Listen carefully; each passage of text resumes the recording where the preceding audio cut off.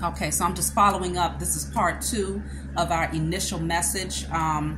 So I stopped off where we were talking about how the strategies of the powers that were with the New World Order is to do something very fast and very bold, okay? They don't want to give the masses time to think or to react to whatever it is, whatever their strategy is, in order to prolong their position of power, because they recognize that they are losing power. And so you want to go back into part 1, which is posted, that's going to give you some clarity as to what I'm talking about here in part 2. This is just a follow-up. So as I was saying here, this is the strategy of the powers that were. Now, understanding that right now, being in the age of Aquarius, there's a lot of changes that are happening on a spiritual level and on a physical level. And so the powers that were are scrambling. They're looking for ways to maintain, or to, to pretty much to buy more time, okay? And so please understand that this is also happening in your life on a personal scale. There are people who are strongly attached to the matrix, which is created by the powers that were, who are in your life, who recognize that you yourself have been freed. I'm not talking about no false freedom that's, dolled up to look like it's freedom when in fact it's still enslavement. I'm talking about you freed your spirit. You freed your soul. You have freed your mind. And so because you have done this, you have true freedom. When you free yourself spiritually, you are truly free. And it's just a matter of timing before things begin to shift in the physical realm, so that those people that are in a position of so-called authority then lose their position of power. One of the biblical texts that I was called to look into was Isaiah chapter 14, verses 1. Where it speaks on, it says, and the Lord will have mercy on Jacob, and will yet choose Israel, and set them in their own land, and the strangers shall be joined with them, and they shall cleave to the house of Jacob, and the people will take them and bring them into their place, and the house of Israel shall possess them in the land of the Lord for the servants and handmaids, and they shall take them captive, whose captives they were, and shall rule over their oppressors. And so, like I told you all before, the biblical text is a lot of parables, a lot of allegories. It has been shaped and shifted in order for you to believe that Lord is always referencing the Most High. But quite often, Lord references a person who is in a position of authority over another group of people. And so what I'm seeing here is that these people recognize that their time is up, and that the pendulum now has to swing back. They understand that they cannot escape the universal law. You see what I'm saying? They can make their own statutes, their own policies, and they can say, well, we are the enforcers of these things because we are in rulership. But what they cannot escape is the universal law, which is created by the Most High Mother and Father, that says what you put out there is what you get back. And so this is speaking on, and they shall take them captives, whose captives they were, and they shall rule over their oppressors. Their biggest fear is that the melanated man, woman, and child will then, once they get that little crumb that we spoke about in part 1, where they said that if you give a melanated man or woman a crumb, they're going to take that crumb and they're going to end up ruling the world with it. So in other words, you give them nothing, because any morsel of power that you give them, they're going to use that and they're going to take over the world. Why? Because we're very creative people, because we've been given the gift to create, and that's why they misused and abused our creativity by forcing us to express our creativity on behalf of building this land.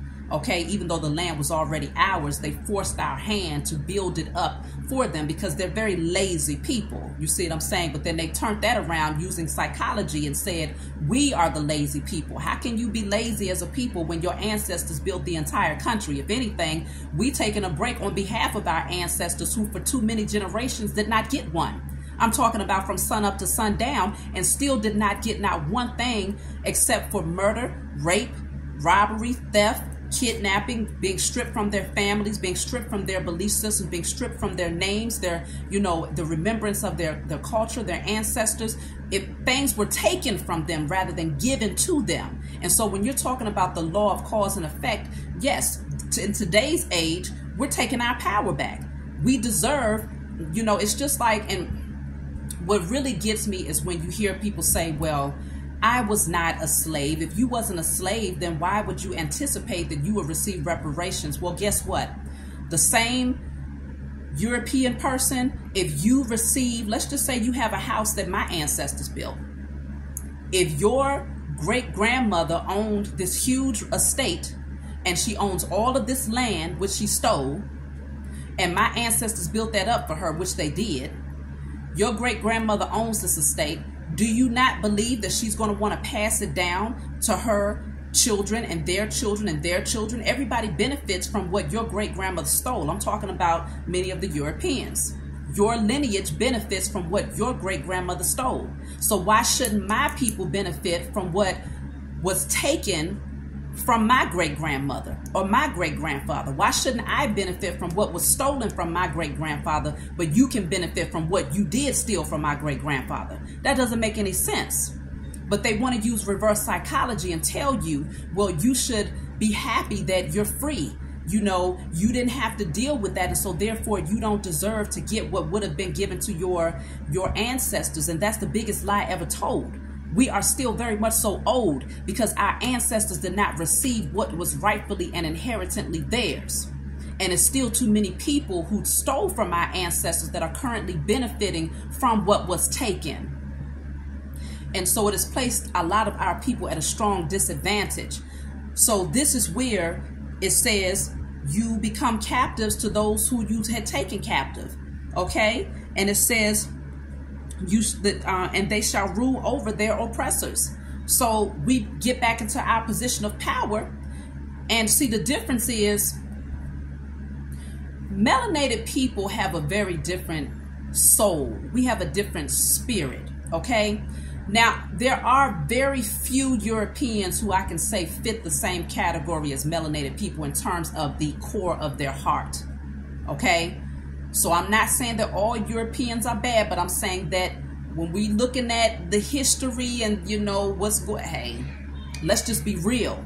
Because you have to consider that if you're talking about southern states, right? Many of those who were a part of the Confederate state, this was a lot of Europeans that said, hell no, we will fight until our death to maintain our position over these animals. That's what they called us. They was more than happy to fight till their death, and they passed that energy down to their children, teaching them that we were nothing more than animals, workhorses, to be used, to be breeded, to be raped, to be, pretty much their footstools. That's a lot of people that was involved in that belief system. Now, of course, not everybody who was European in the South had that same belief system, but the majority of them did, because if the majority of them did not, then there would not have been a need for a battle between the Confederate versus the Union states. That battle would not have been necessary if the majority was against so-called slavery. They all would have been in alignment and happy to join the the Union states with their New World Order. Okay, understanding that it would ultimately benefit them even still, because it was never about, even the Union states, it was never about them loving melanated people to the point where they never wanted to see us enslaved again. No, it was about enslaving us in a different way, where the physical shackles would be removed, but the mental shackles would be even further reinforced. You see what I'm saying? And so this is why I say, when you're talking about large groups of people like that will fight to their death to maintain their foot on the necks of melanated people, then that lets you know, yes, those groups of people went on to have children, who went on to have children, who went on to have children. And much of those belief systems have been passed down. And many of those people now sit in the courtroom. They're now police officers. They're now teachers. They're now CPS workers. They're now, all of these people in these different positions where they feel like they have authority even still over the melanated man, woman, and child. And so this mindset has not gone anywhere for the majority.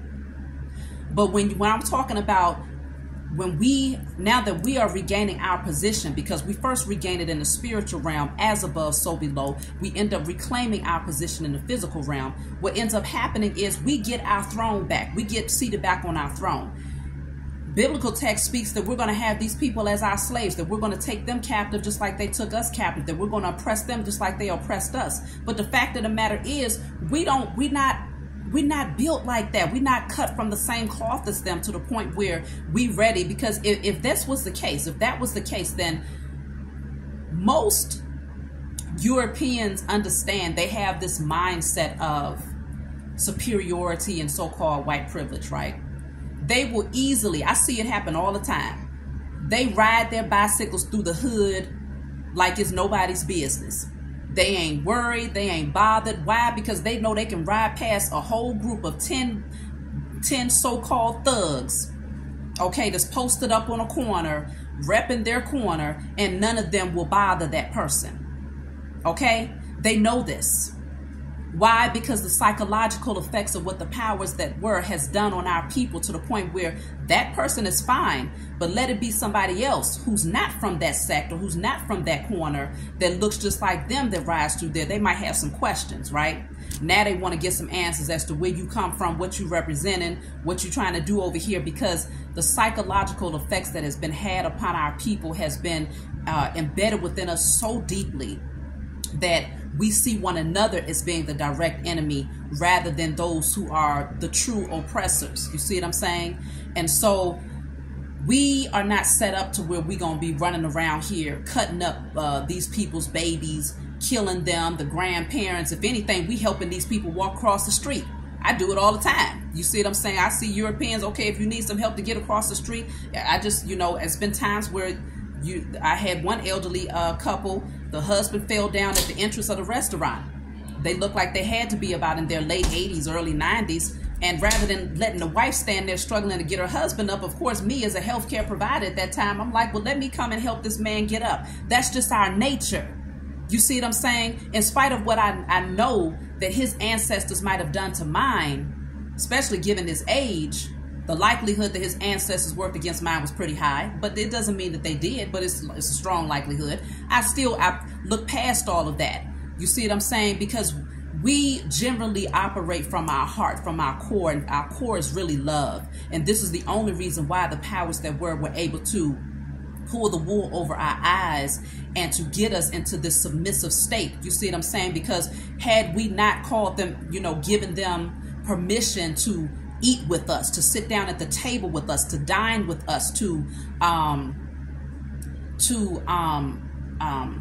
pretty much collaborate with us on things. Had we not opened up our doors to these people and gotten too laxed in their company, we would have still been in our position of authority, maintaining the land, maintaining our communities, and maintaining our spiritual belief systems and our cultural belief systems without these people coming in and completely terrorizing and creating straight genocide over our people. You see what I'm saying? True Holocaust. We would not have allowed that to happen because we would have understood who we was dealing with. But because we're so loving and giving, they ended up coming in with that silver tongue, and that was them moving in fast. You see what I'm saying? Striking fast. And so there is an agenda now with the New World Order where they're going to move fast. They're going to do something very swiftly and quickly. But the agenda is to do it in secrecy and to move so that you do not have enough time to think twice or to strategize or to have any type of rebuttal or defense in whatever it is that they're planning. So just know that. But I feel like they're going to sit back because as the text said here, don't move unless you're ready to move boldly and swiftly. So right now they're sitting back. So I think they're strategizing, coming up with a plan. Actually, I do. I just heard that the poke, okay, y'all know what the poke is. That was them moving in swiftly. That was the plan of the New World Order, the poke. So with them coming in, giving the poke, the whole objective is that they'll be able to use that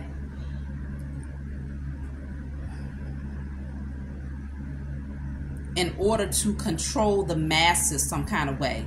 I believe is to put more emphasis and codependency on the medical industry, because that poke has caused a lot of long-term effects. You haven't even seen yet the potential long-term effects of how that's going to, influence people's, immune system and their organs and, their ability to bounce back from disease. We haven't even seen the effects that it's going to have on a human being yet because it's still so fresh.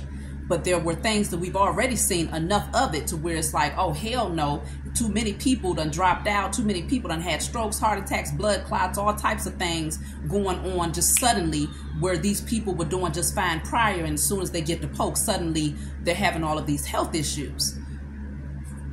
Case in point, Jamie Foxx, where I'm finding out that he was forced, his back was pushed up again. Well, he wasn't forced because we all have free will now, but he was pressured to take the Polk. And because he took the Polk, from what I'm understanding, suddenly he began to have health issues. It was almost like, just like that. So I'm hearing that that is the strategy that they use to rush in fast. Now, what they're going to do with that is the question. Now, this was about a year ago, I did do a message that spoke on the agenda of the Polk. I did the first one and they erased it.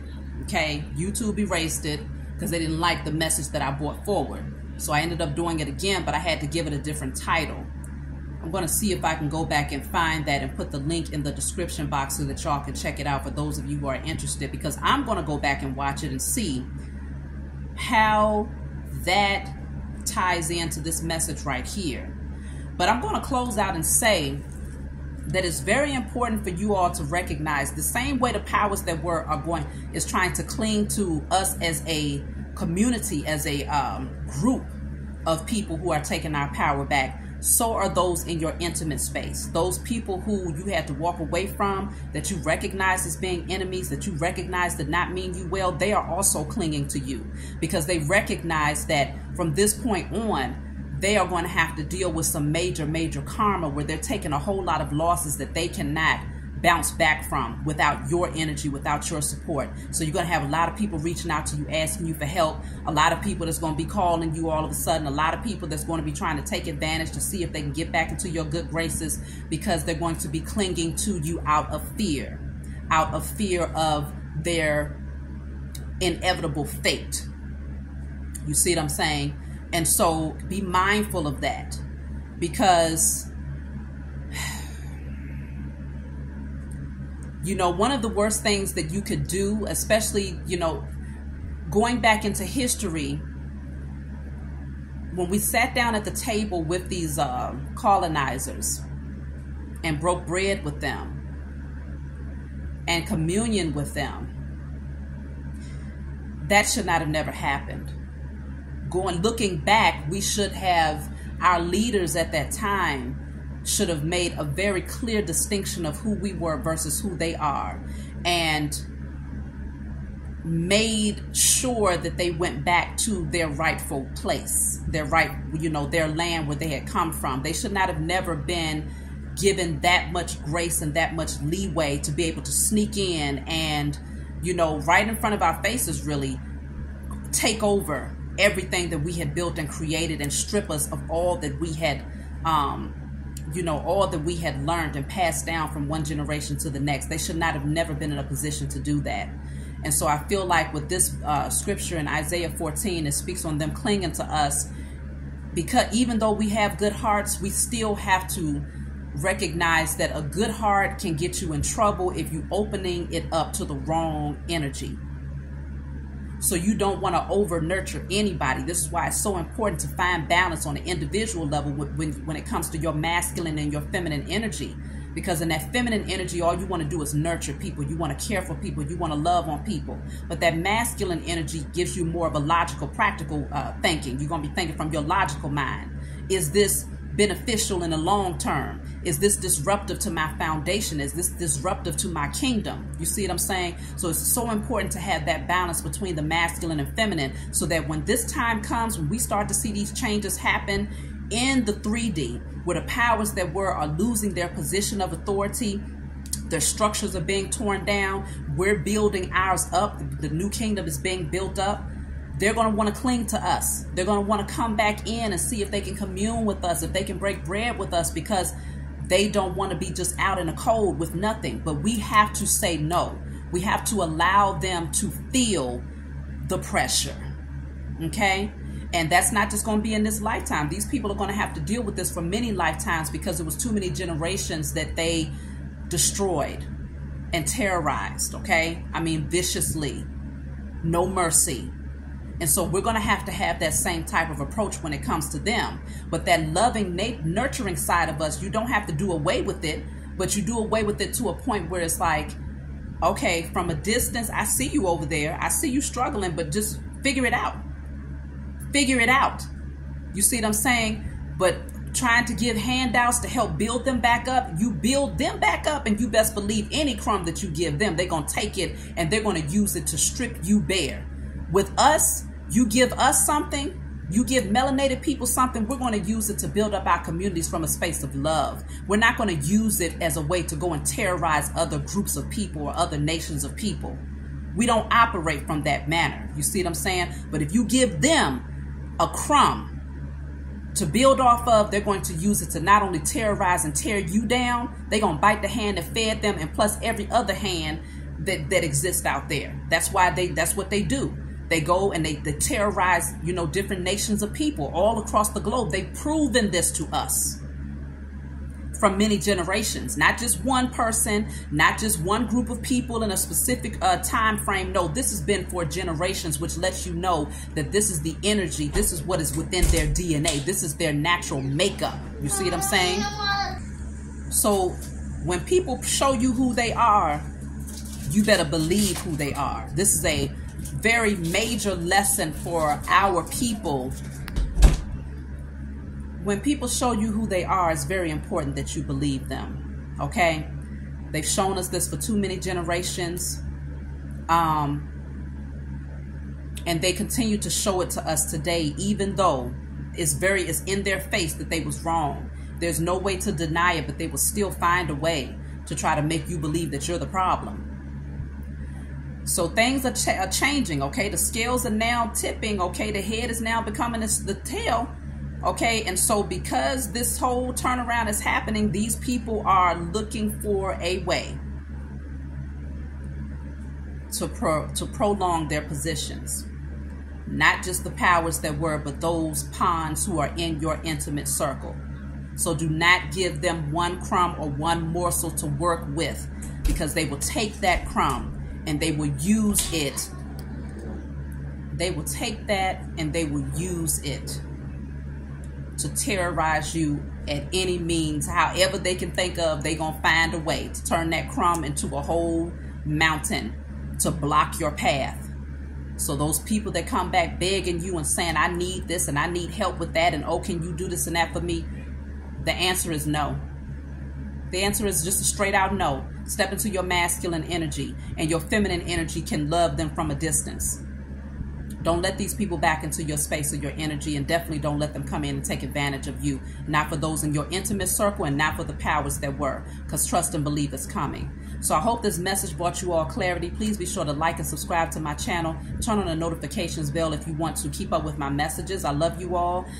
If you want a private reading from me, if you want to order my tarot decks, if you want to order tarot lessons, if you want to order my hair and body oils, email me, and I will talk to you all next time.